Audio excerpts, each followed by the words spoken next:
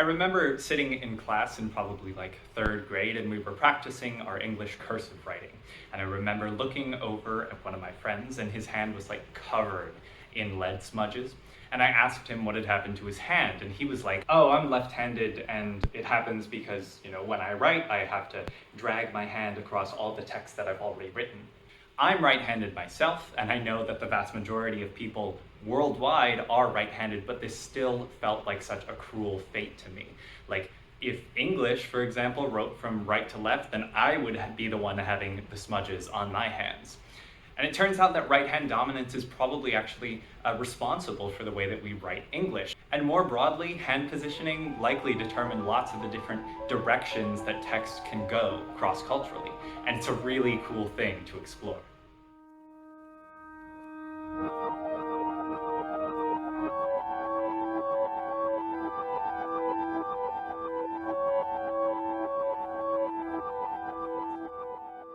There's this pretty popular theory that a script's directionality, or the way in which it runs, is actually influenced by the materials that are used to write it. So to start off with, let's take a look at some horizontal scripts. So this can take a few forms. We've got left to right scripts like English and right to left scripts like Arabic or Hebrew. Both Arabic and Hebrew have been around forever, and as such, their writing systems basically came to popularity a long time before paper even existed. And so a lot of this writing actually happened by chiseling the characters into stone.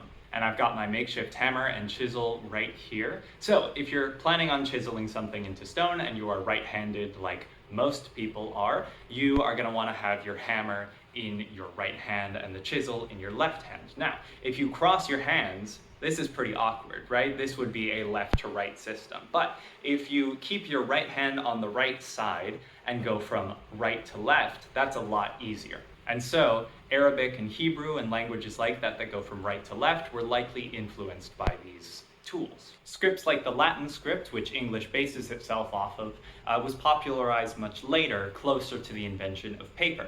And so if you're writing on paper, you don't want to get ink on your hands as a right-hander, and so you don't necessarily want to go from right to left. You're going to go from left to right instead. But Tate, what about vertical scripts? You're being a bit of a Eurocentrist by ignoring them. That's a great point, Tate. Let's talk about vertical scripts. Well, vertical scripts were probably less influenced by handedness, but more by the actual materials being used. So, for example, lots of Asian scripts, like Mongolian, were written top to bottom. And this was basically because these scripts were written on scrolls. Okay, so I've got my little makeshift scroll here, right? So say, for example, I want to write horizontally on this scroll. I'm gonna have to put my arm all the way out here, very uncomfortable, to sort of write alongside it and keep both sides down. But if I end up going vertically, I can just keep my arm in a very nice resting position and go sort of straight down the scroll.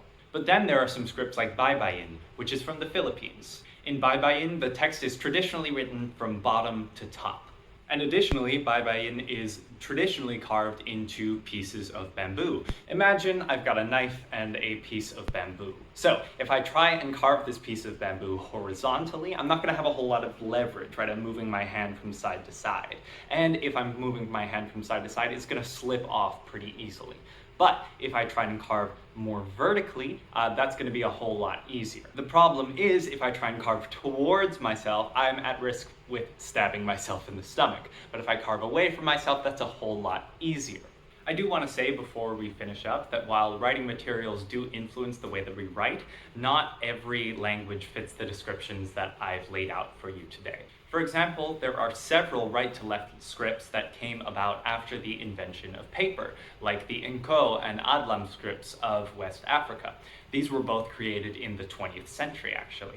Also, there are scripts that switch directions every single line. This is called boustrophodon, and this is found in scripts like Basava, which is found in Liberia, or Rongo Rongo, which is found in Easter Island. There is so much more information out there on all of the languages that I've mentioned, and I'd encourage you to go and check them out. Links to find out more will be in the description, along with a link to the Endangered Alphabets Patreon. Your donations go to help preserve and document endangered alphabets.